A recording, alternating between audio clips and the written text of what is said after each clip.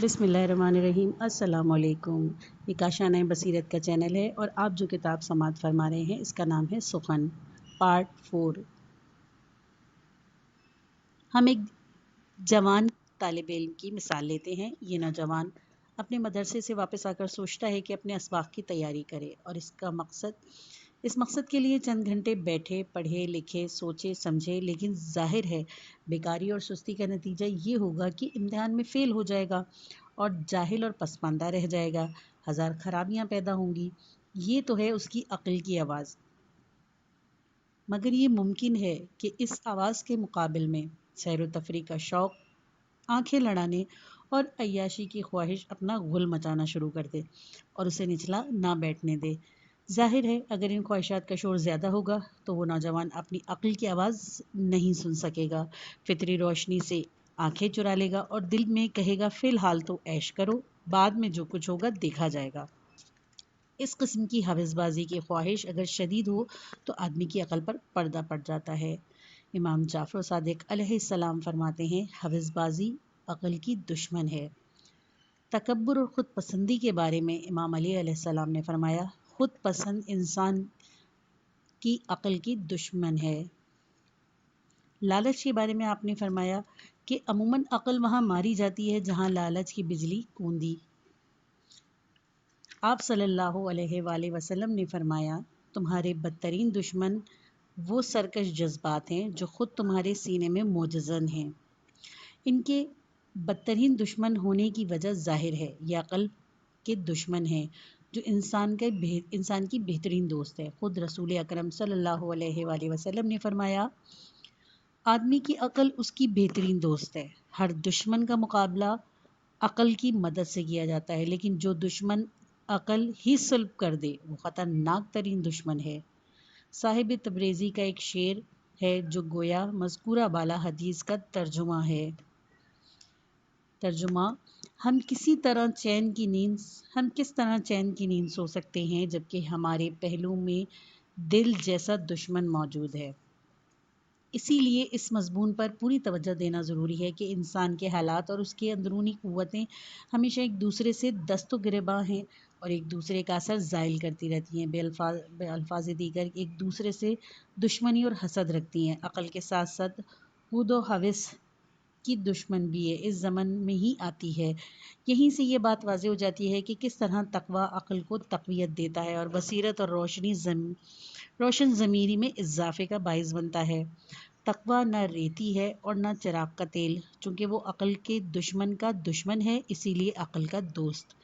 ہم نے ابھی کہا تھا کہ حضرت امیر المومنین علیہ السلام نے دوستوں کی 3 قسمیں بتلائیں، جن میں سے ایک ہے عدو و عدو کا۔ جبکہ تقوی کا ملکہ پیدا ہو جاتا ہے تو وہ حوث جو کہ عقل کی دشمن ہے قابو میں کر لیتا ہے، اور پھر حوث کی یہ مجال نہیں ہوتی کہ وہ عقل کو بیکار کر سکے، یہ اس کے راستے میں روڑے اٹکا سکے۔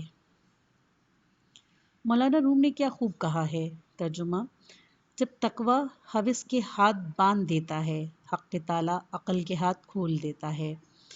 ان باتوں سے یہ ثابت ہو گیا کہ تقوی واقعی انسان کے طرز فکر اور قوت فیصلہ پر اثر انداز ہوتا ہے، لیکن اس کے اثر کی نوعیت یہ ہے کہ وہ دشمن یعنی حوث کے اثر کو زائل کر دیتا ہے اور عقل کے لیے آزادی سے اپنا کام کرانے کی راہ ہموار کرتا ہے۔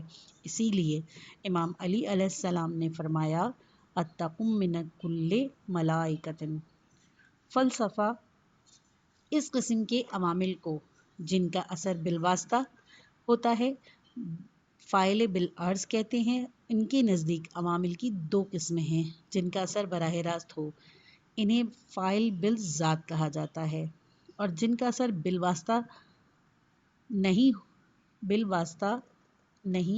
فاعل بالعرض، اور فاعل بالعرض کی صورت میں اصل سبب تو کچھ اور ہوتا ہے، لیکن فاعل بالعرض راستے کی رکاوٹوں کو اس طرح دور کر دیتا ہے کہ اصل سبب کو کام کرنے کا موقع مل جاتا ہے۔ اسی لیے آدمی بسا اوقات فاعل بالعرض کو ہی اصل سبب سمجھ لیتا ہے، اور کسی بات میں شک ہو تو اس میں کوئی شک نہیں کہ غصہ، شہوت رانی، لالچ، حسد، ضد، تعصب، خود پسندی اور ایسے ہی دوسرے بڑے عیوب آدمی کو زندگی میں اندھا اور بہرا بنا دیتے ہیں۔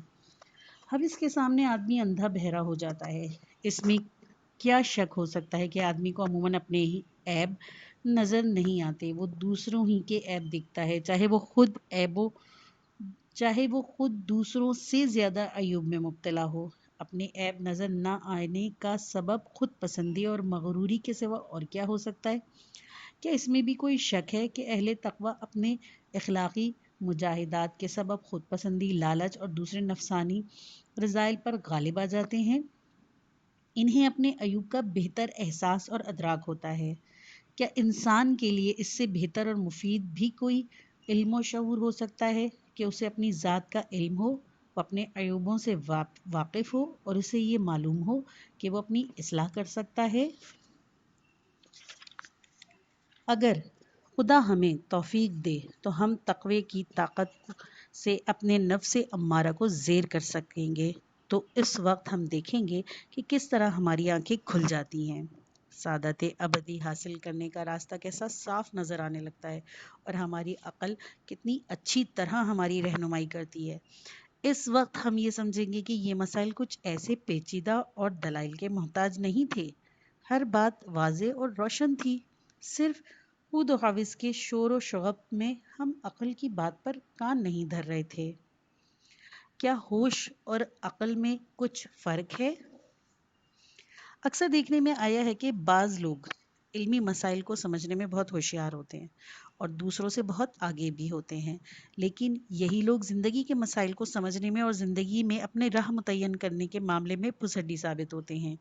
یہاں ان کی سمجھ کام نہیں کرتی۔ بہت سے لوگ جو علمی لحاظ سے ان سے بہت پیچھے ہیں، اپنی زندگیوں کی مصلحتوں کو ان سے بہتر سمجھتے ہیں۔ یہاں یہ سوال پیدا ہوتا ہے کہ کیا انسان دو چیزیں ہیں، ایک ہوش اور دوسری عقل؟ بعض لوگ زیادہ ہوشیار ہیں اور بعض دوسرے سے زیادہ عقل مند۔ حقیقت یہ ہے کہ ہم میں ایسی دو قوتیں نہیں جن میں سے ایک کا نام عقل ہو اور دوسری کا ہوش۔ رہی یہ بات کہ کچھ ہوشمند لوگ اور عملی مسائل میں پریشان ہو جاتے ہیں اور ان کی سمجھ کام نہیں کرتی۔ اس کی وجہ یہی ہے کہ دشمنان عقل کی شورش ان کی عقل کو ناکارہ کر دیتی ہے اور وہ عقل کی بات پر کان نہیں دھرتے۔ دراصل اس وقت اس قسم کے لوگ میں یہ شورش زیادہ ہوتی ہے، مگر یہ بات نہیں کہ ان کی عقل میں کچھ کمی ہو۔ میں نے شروع میں اشارتاً کہا تھا کہ جہاں تک عقل نظری کا تعلق ہے، تقوی روح کی پاکیزگی اور مجاہدہ اخلاقی وغیرہ کا اس پر کوئی اثر نہیں ہوتا، حتیٰ کہ فلسفہ الہی کا بھی ان باتوں سے کوئی تعلق نہیں۔ میں نے یہ بھی کہا تھا کہ اس کے برخلاف معرفت الہی کے حصول میں تقوی اور مجاہدہ کی تاثیر مسلم ہے۔ یہ مضمون مستقل بحث کا محتاج ہے، میں نے مختصر طور پر صرف اجمالی اشارے کیے ہیں۔ زمانہ قدیم میں بہت سے عقلاء کا یہ خیال ہے کہ انسان میں عقل و ادراک کی دوسری قوتوں کے علاوہ ایک اور پراسرار حس موجود ہے، جس کو حس الہام گیری کہا جاتا ہے۔ عصر حاضر کی تحقیق میں اس نظریے کی تاکید بھی کی ہے۔ اس کے مطابق انسان میں ایک ایسی حقیقی حس موجود ہے جو دوسرے تمام حواس اور قوتوں سے ممتاز ہے۔ یہ حس تمام افراد میں کمی بیشی یا قوت اور ضعف کے فرق کے ساتھ موجود ہے۔ تربیت اور مشق کے ذریعے اس حس کو بڑھایا بھی جا سکتا ہے۔ اب دیکھنا یہ ہے کہ وہ کیا چیز ہے جو اس حس کی پرورش اور نشو و نما میں تقویت کا سبب بنتی ہے۔ جو باتیں اس حس کی نشو و نما اور تقویت کا سبب بنتی ہیں وہ ہیں تقوی، طہارت، اخلاقی مجاہدہ اور نفسانی خواہشات کے خلاف جہاد۔ دینی تعلیمات کے مطابق بھی یہ ایک مسلمہ اور ناقابل افکار حقیقت ہے۔ میں اس ضمن میں یہاں صرف چند نہج البلاغہ کے جملے نقل کرتا ہوں۔ حضرت امیر المومنین علیہ السلام فرماتے ہیں، اس نے اپنی عقل کو زندہ کر لیا اور اپنے نفس امارہ کو کچل دیا۔ اس مجاہدہ کا اثر اس کے بدن پر بھی نظر آئے گا، اس کی موٹی ہڈیاں نازک ہو گئیں اور اس کے وجود میں ایک لطافت پیدا ہو گئی۔ اس وقت ایک تیز روشنی چمکی جس نے اس کی راہ میں روشنی کر دی، چنانچہ وہ صحیح راستے پر چل پڑا اور سلامتی کے دروازے تک پہنچ گیا۔ سورہ مائدہ آیت نمبر 12 میں اللہ تعالیٰ ارشاد فرماتا ہے، ترجمہ: جو اللہ کی رضا حاصل کرنے کی کوشش کرتے ہیں، اللہ اس کے ذریعے ان کی سلامتی کے راستوں کی طرف رہنمائی کرتا ہے، انہیں اندھیروں سے نکال کر روشنی میں لے آتا ہے اور انہیں سیدھا راستہ دکھاتا ہے۔ تقوی اور پاکیزگی احساسات۔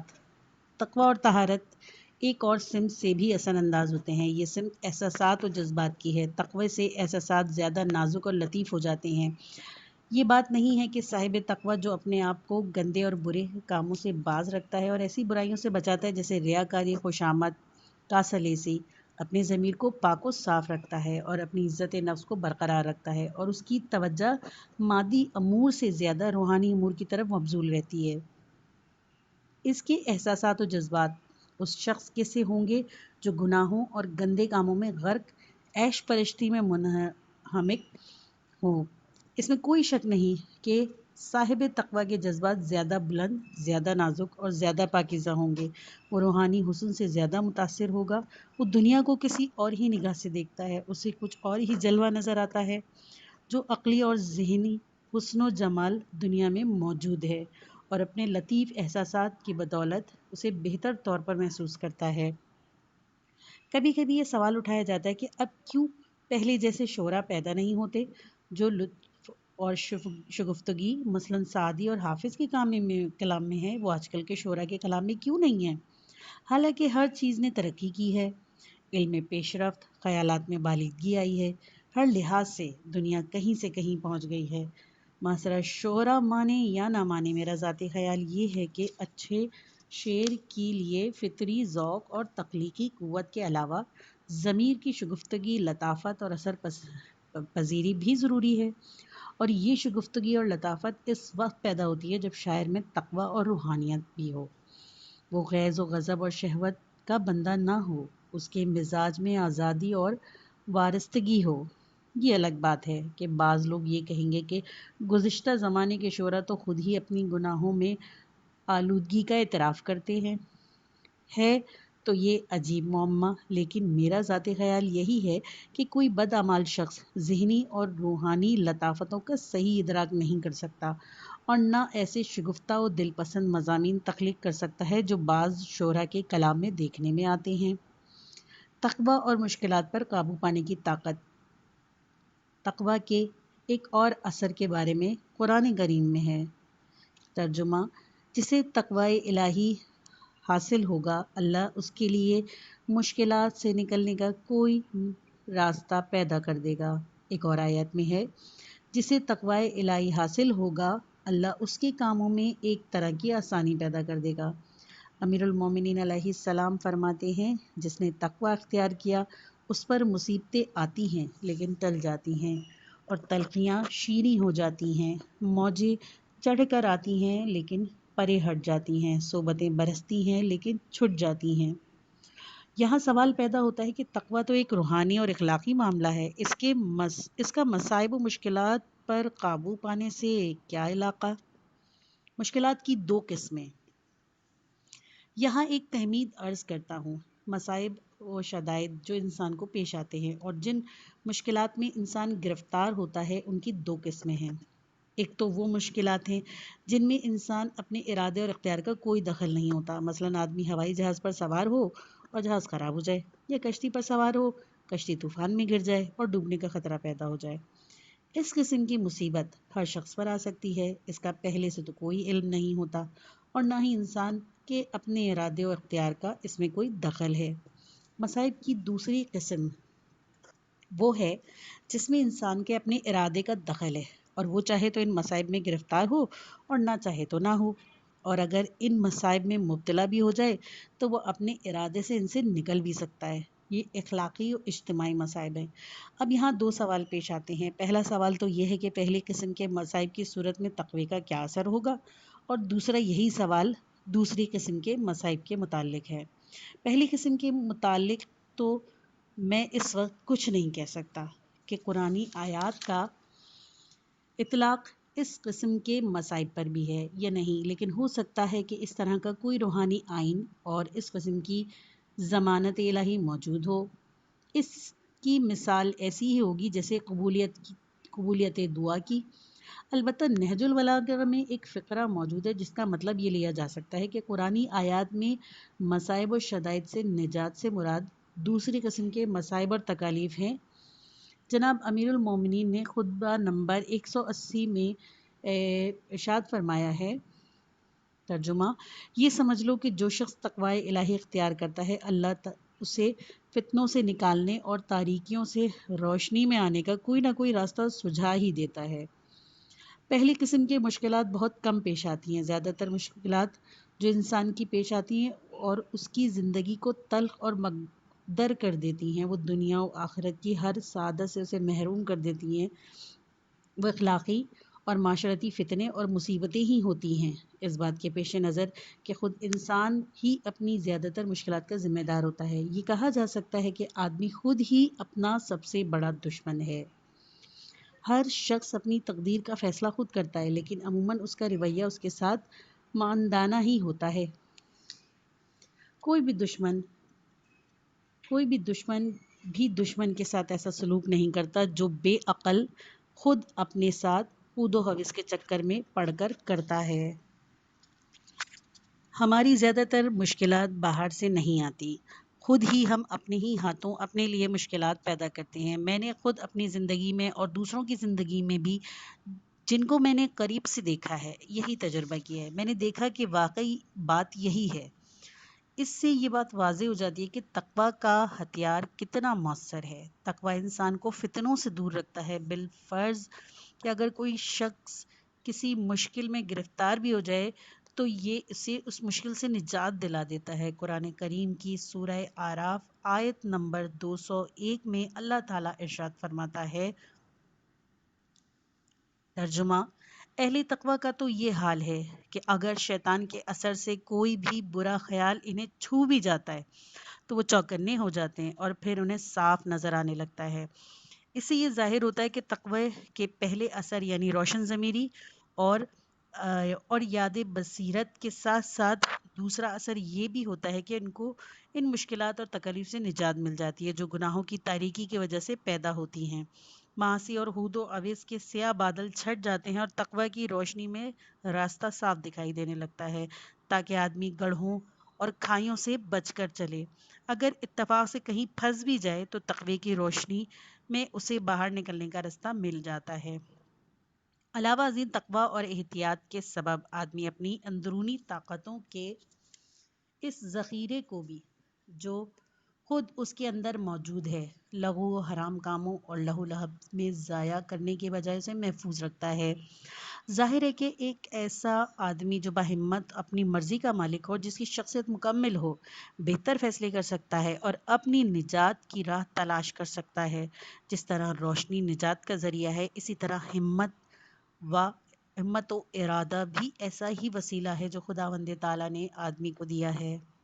سورہ یوسف کے آخر میں ایک آیات ہے جس میں اس عجیب اور ولولہ انگیز داستان کا اخلاقی نتیجہ سمجھنا چاہیے۔ حضرت یوسف کا قصہ تو کم و بیش سبھی نے سنا ہے۔ جب یہ قصہ اختتام کو پہنچنے والا ہوتا ہے، یعنی حضرت یوسف علیہ السلام عزیز مصر بن جاتے ہیں اور برادران یوسف ایک قحط کے سبب غلہ حاصل کرنے کے لیے کنعان سے مصر آتے ہیں، وہ یوسف کو نہیں پہچانتے مگر یوسف علیہ السلام انہیں پہچان لیتے ہیں اور ایک بہانے سے اپنے سگے بھائی بنیامن کو اپنے پاس روک لیتے ہیں۔ اس وقت برادران یوسف دوبارہ آتے ہیں اور بڑی عاجزی سے حضرت یوسف علیہ السلام سے غلے کی درخواست کرتے ہیں۔ قرآن کریم نے اس تزلزل وزاری کے نقشہ اس آیت میں کھینچا ہے۔ اے سردار، ہم اور ہمارے اہل و عیال سخت مصیبت میں مبتلا ہیں اور ہم کچھ حقیر سی پونجی لے کر آئے ہیں۔ آپ ہمیں پورا غلہ عنایت فرمائیں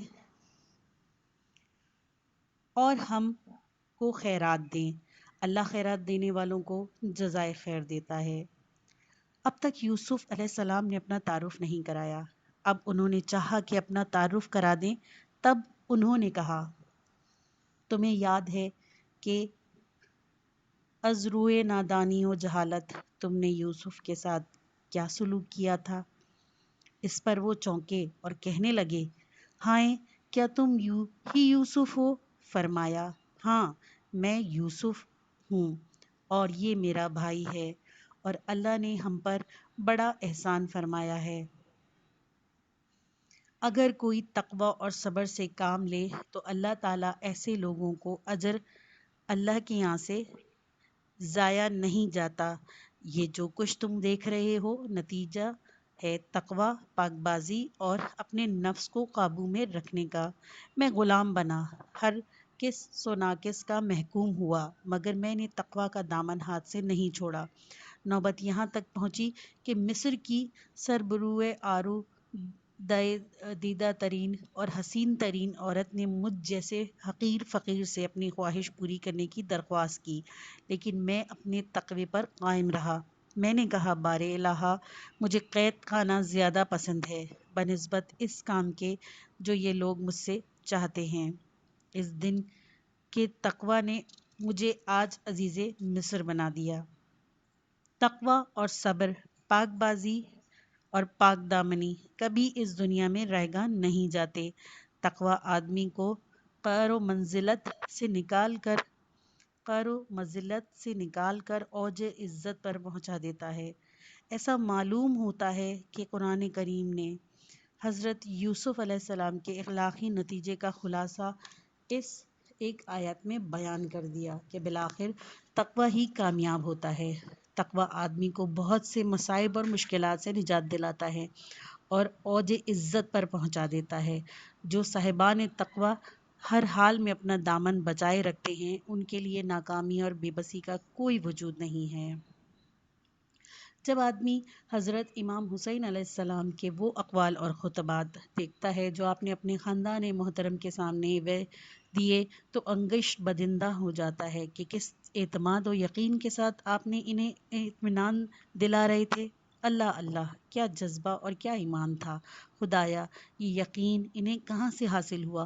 کتابوں میں لکھا ہے کہ جب وہ دوسری بار اپنے اہل بیت سے رخصت ہونے لگے تو فرمایا، ترجمہ، سختی برداشت کرنے کے لیے تیار ہو اور سمجھ لو کہ اللہ تمہارا حافظ و مددگار ہے۔ وہ تم کو دشمنوں کے شر سے نجات دے دے گا اور بالآخر تمہارا انجام بخیر ہوگا۔ تمہارے دشمنوں کو طرح طرح کے عذاب میں مبتلا کرے گا اور تم کو اس تکلیف کے بدلے طرح طرح کی نعمتوں سے نوازے گا۔ لہٰذا شکایت مت کرو اور کوئی ایسی بات زبان پر مت لاؤ جو تمہارے شایان شان نہ ہو۔ امام حسین علیہ السلام کو جو اطمینان تھا کہ آخر میں وہی کامیاب ہوں گے اور جس کی تلقین وہ اپنے اہل خاندان کو کر رہے تھے، اس کا سر چشمہ یہی آیات ہے۔ ان کے پاس قرآن کی ضمانت موجود تھی اور انہیں اس قسم کا اطمینان اور یقین حاصل تھا جیسے یوسف صدیق کو حاصل تھا۔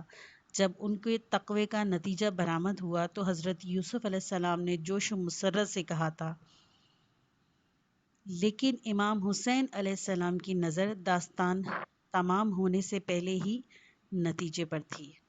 امام حسین علیہ السلام کے نپے تلے جملے ان کے اہل خاندان کے قلب پر تیر کی طرح اپنے نشانے پر بیٹھے۔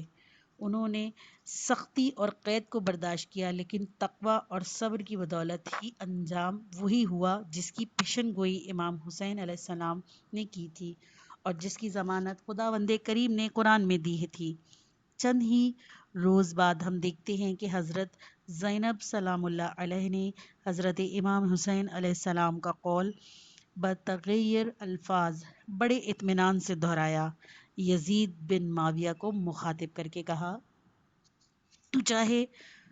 تو چاہے تدبیر کر اور جیسی چاہے کوشش کر لے، دیکھ لے تو ہمارا نام نہیں مٹا سکتا اور نہ ہماری مقبولیت اور احترام میں کمی کر سکتا ہے، نہ ہی تو اس وحی کو ختم کر سکتا ہے جو ہمارے خاندان میں زندہ ہے۔ تیرے لیے اس دنیا میں بجز تنگ و آر کچھ باقی نہ رہے گا۔